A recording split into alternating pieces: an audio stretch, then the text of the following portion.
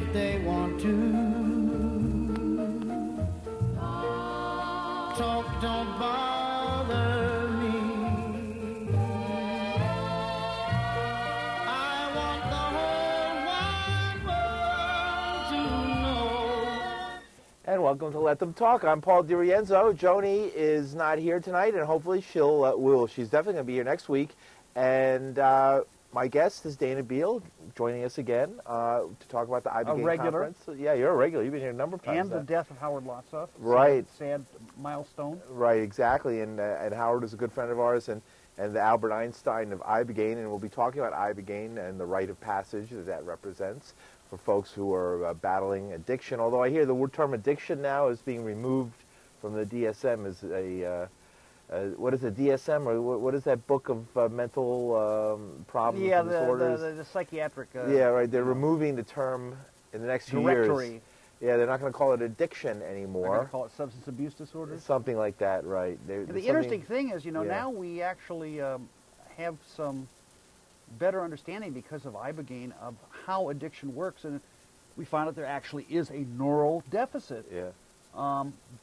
With all these different drugs, such as cocaine or crystal meth or heroin or alcohol, right? It corresponds to the cravings that people say that right. they have, and it turns out Ibogaine actually switches on a growth factor that regenerates the brain. Tell us a little bit, Dana Beal, about Howard Lotsof. Why should we care about it? Why should the public care here in Manhattan about Howard Lotsof? Well, the interesting thing is in the paper this morning or yesterday morning, there was another, actually it was this morning, it was a speech by Kennedy. Right. By the way, that's our Supreme camera right Court. there, not that one in case you... And Kennedy, of course, is the guy who wrote the opinion that went against Rock Against Racism. Well, oh, he did? Yeah, okay. and it's interesting, this guy decided that we should not talk about controversial stuff like the drug laws. Right. And then he ruled in the three strikes law decision in California that that you could lock up all these people who hadn't really the third strike wasn't a violent felony, right? But that this reading of the law by the California correctional officers was the correct reading of the law, and now they have basically the entire state of California and many other states are grinding to a halt because they're shutting down schools to keep the prisons open. Absolutely right. And a federal judge came along and they didn't see that one coming. Well, it really isn't a problem with three strikes, but you can't give these people health care. Right. So, because the health care is inadequate, they said you have to cut 40,000 people out of the health care in the jail, in the prison. To make it a small enough population for the existing health care to address it. Now, don't you want to make prison as uncomfortable as possible? I mean, if you make prison a death sentence, then people will, before they beat their wife or before they kill somebody or rob a bank, they're going to say, or before they smoke a joint, they're going to say, oh, I could get life in prison and die in prison because they're going to deny me health care. Therefore, I should put this out right now and change my life. Doesn't that happen? Well, I don't think that the people who are, I've been saying that facetiously. Addicted, really have a choice. Yeah. To begin with, if you have overwhelming cravings, if your receptors are all stunted and you're not like picking up your dopamines, then you feel so lousy that you've got to do something, right? Right. And of course, you could go to Mexico and take Ibogaine. Right. And that's what we're trying. I'm now doing various personal appearances in the Midwest, and trying to get people to realize, this is the epicenter of the crystal meth. Right. And there's methadone, there's buprenorphine for heroin, but there's nothing for crystal meth, right? And we have something that reverses the damage crystal meth does within 48 hours. Let's go back in history now and finish what we were saying about Howard. Who is Howard Lotsof? Well, Howard Lotsof in 1962 let me just fix your mic here. I'm sorry. Yeah, I'm sorry. It's just moving around a lot in here. I'm going to try and not bother our listeners, our viewers too much with the noise. But here, that's a little better. Okay. So Howard Lotsof, a very, very famous story in our book, right?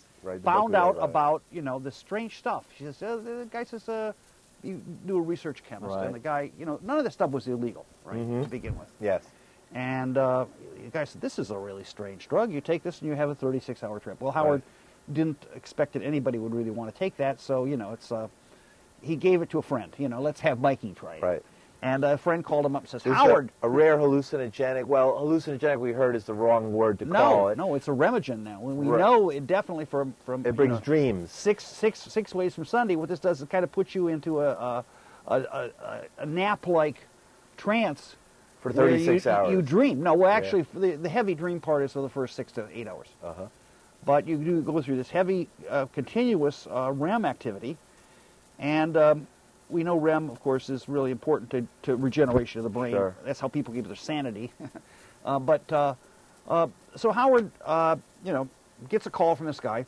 Says, Howard, that drug you gave me, it's not a drug, it's a food. We must tell Congress. And he says, you woke up my parents, man. It's 12:30 at night.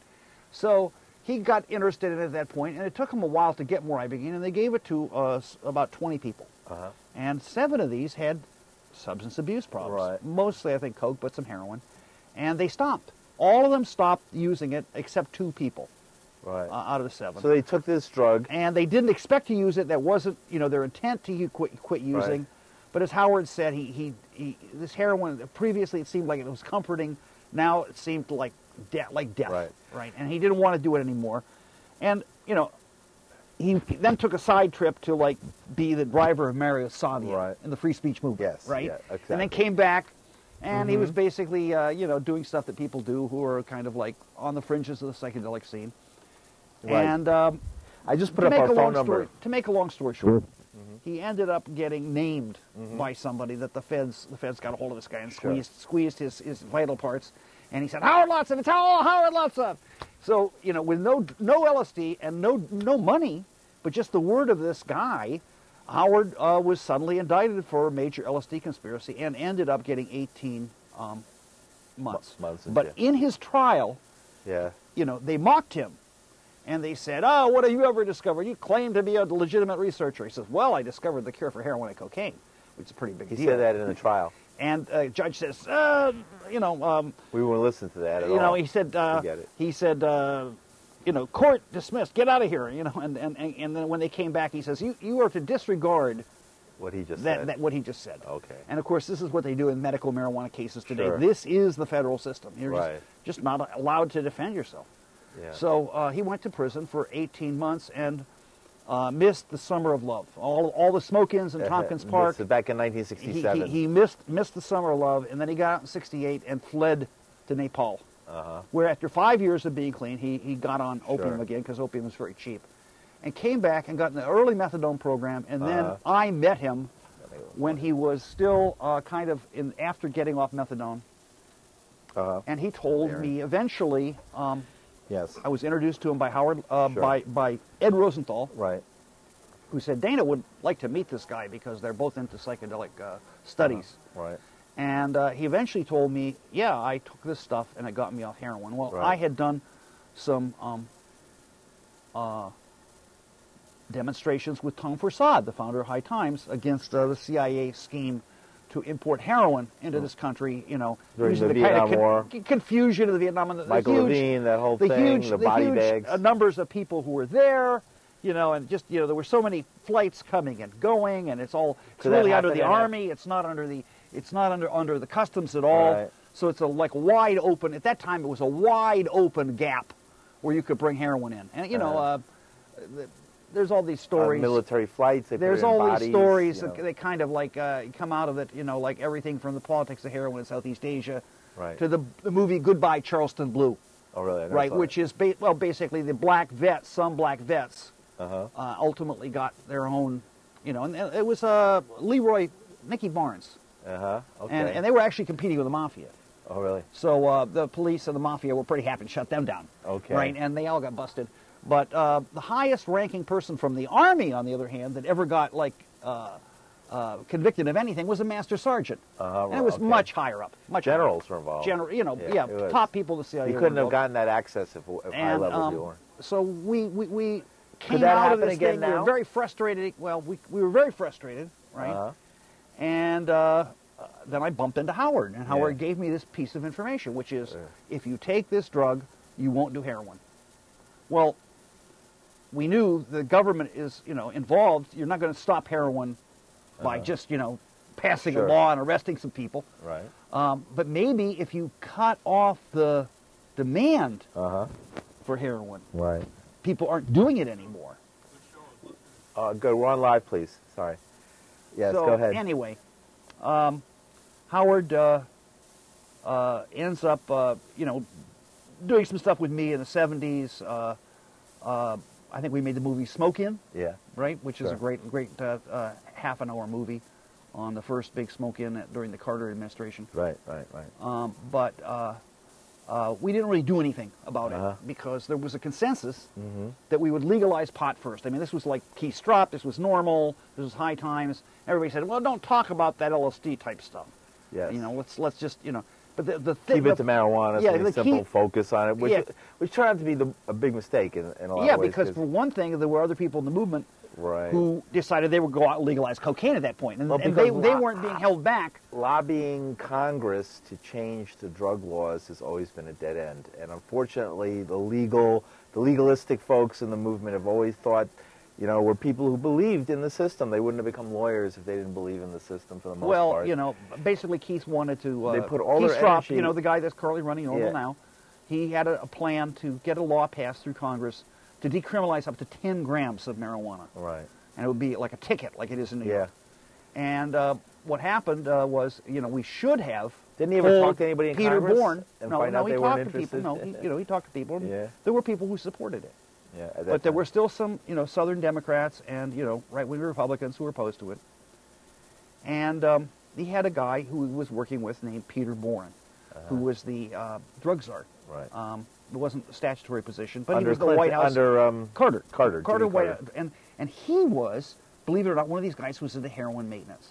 Yeah. But of course, he couldn't sell a heroin maintenance. Yeah. Right. But that's what he was a British guy. He really believed in that.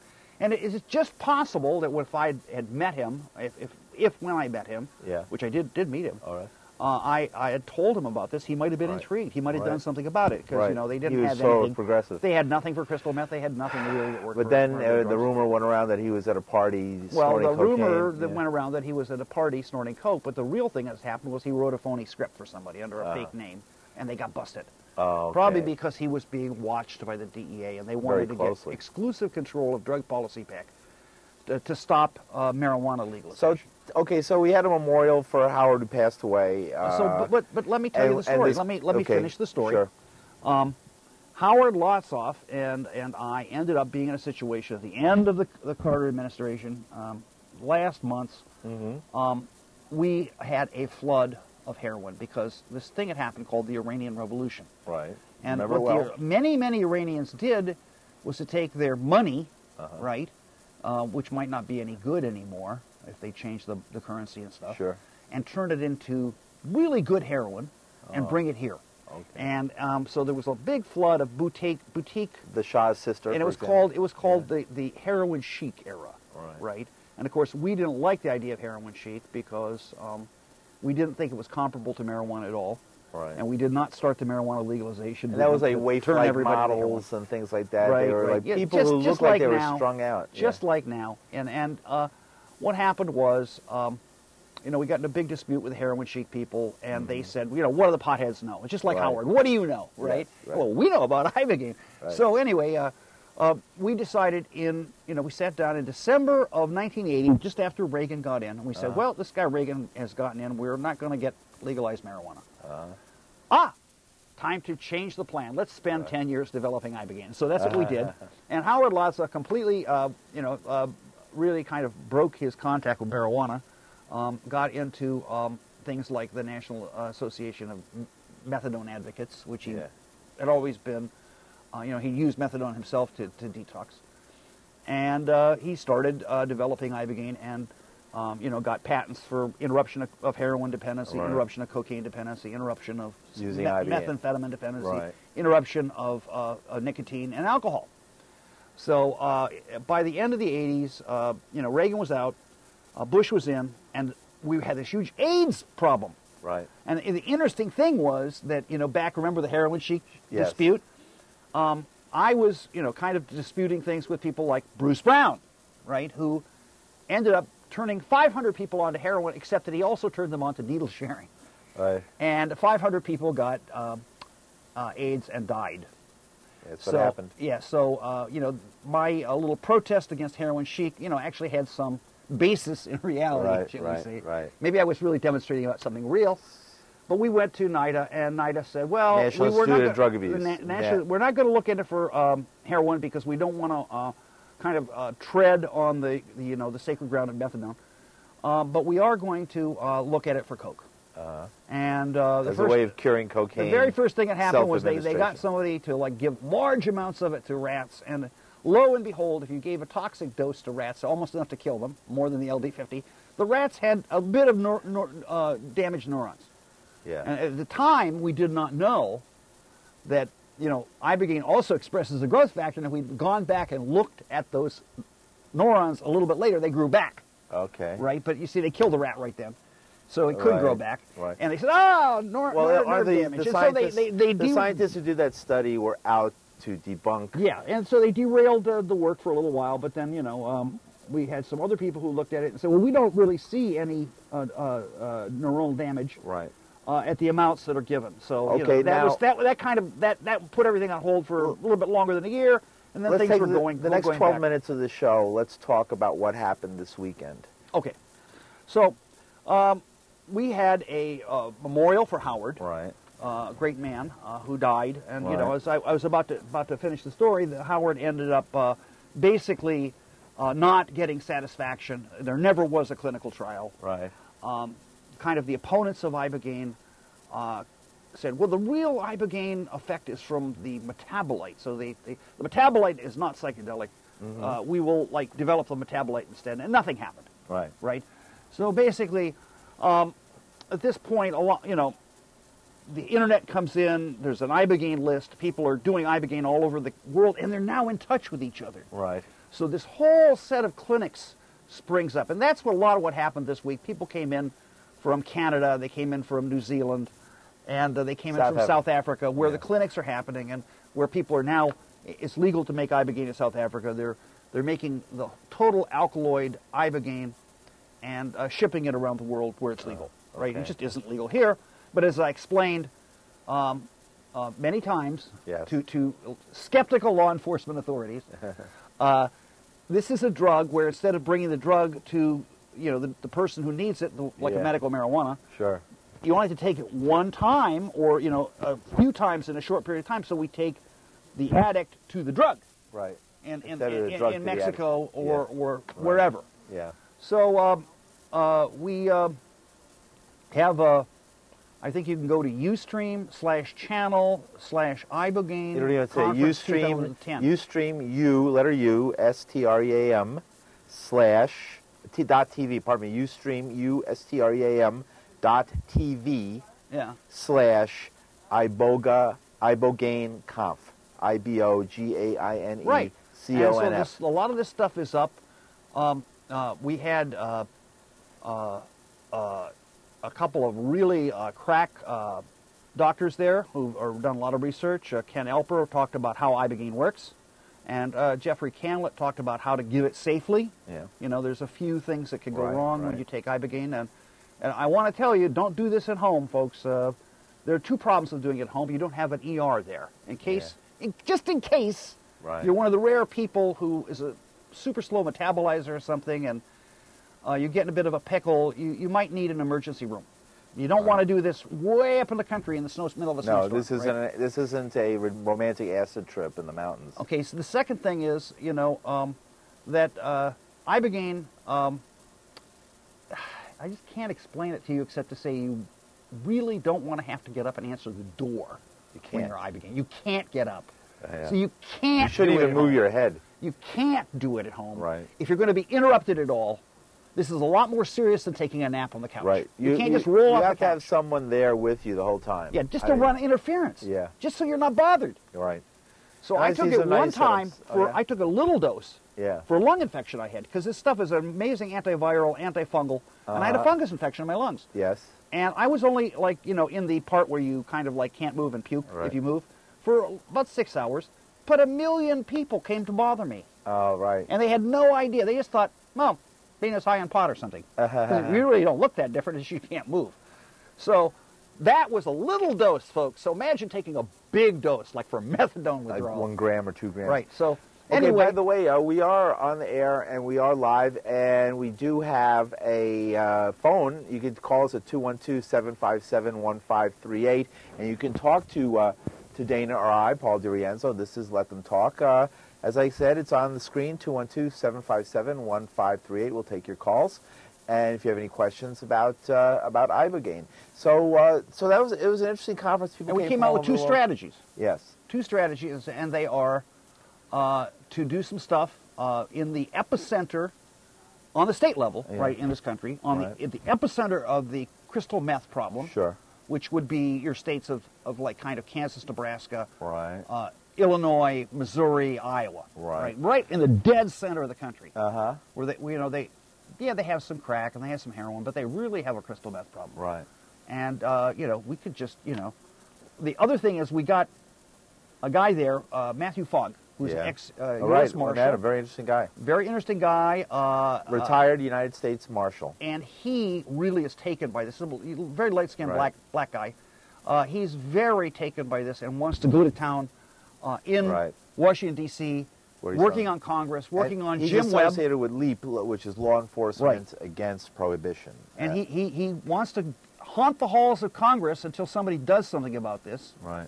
And, of course, there are different ways of going about it, but I pointed out, this doesn't really belong in Schedule 1 at all, not because of the medical question, which the other side can, like, for years say, we don't have enough proof yet, we don't have enough proof yet, we don't have enough proof yet, right?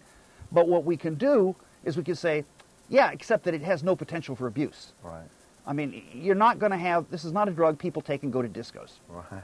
And, I don't think there's something that makes you puke. At about $200 a gram, I don't think. You need a couple of grams. It's not exactly an easy drug of abuse. How do people abuse it? Well, they use it to get off heroin.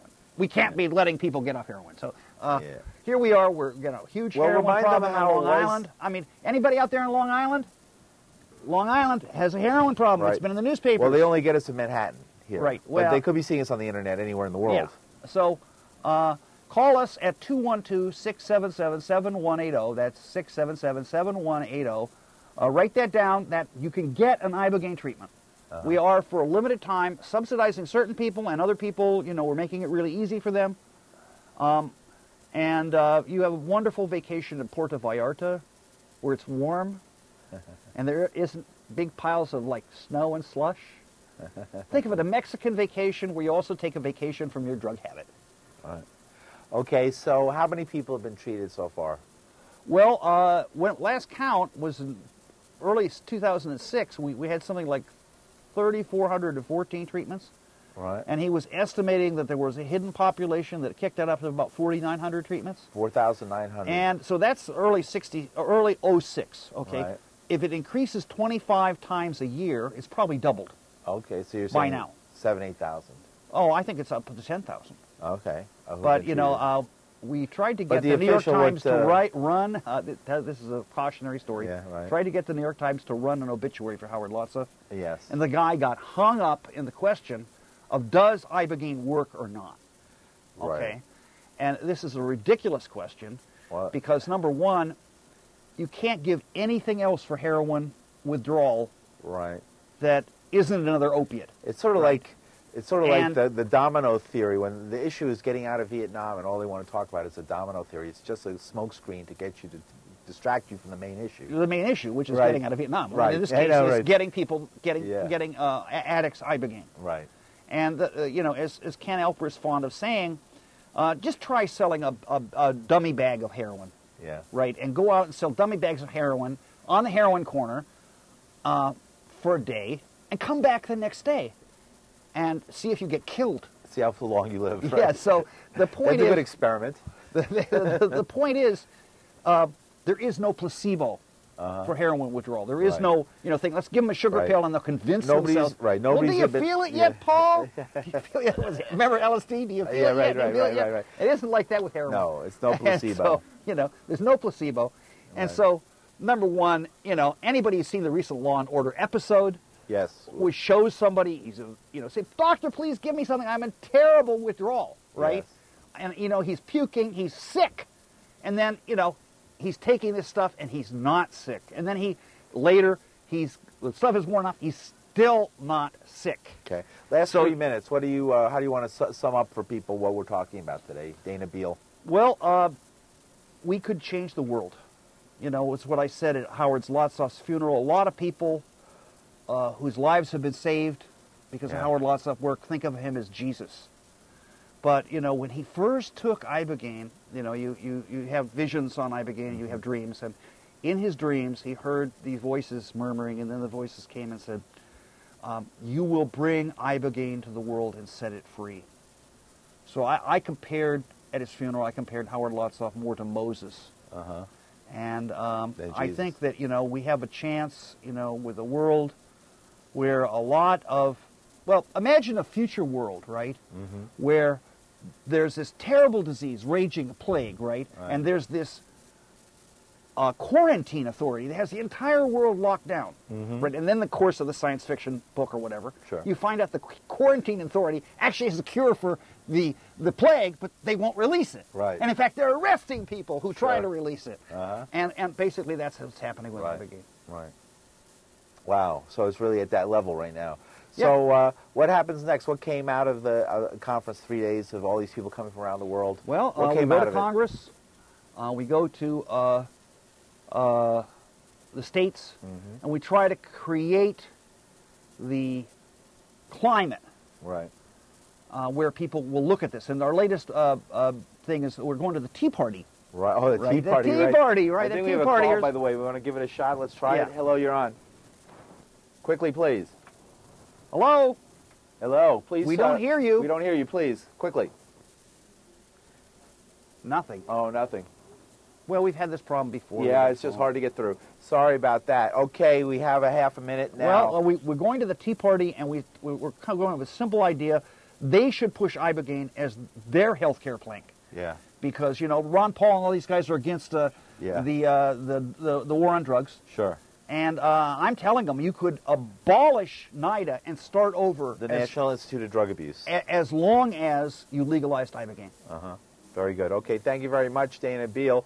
How can people get in touch with you? 212-677-7180. You can call there. Somebody's sitting there right now, and you can find out about Ibogaine treatment. 212-677-7180. You can also try me at dana@phantom.com, but Dr. Ken did some stuff involving the use of flash on my computer, and it crashed. All right. Well, thanks very much, Dana Beal, for telling us about this interesting substance, Ibogaine from West Africa. See you next week.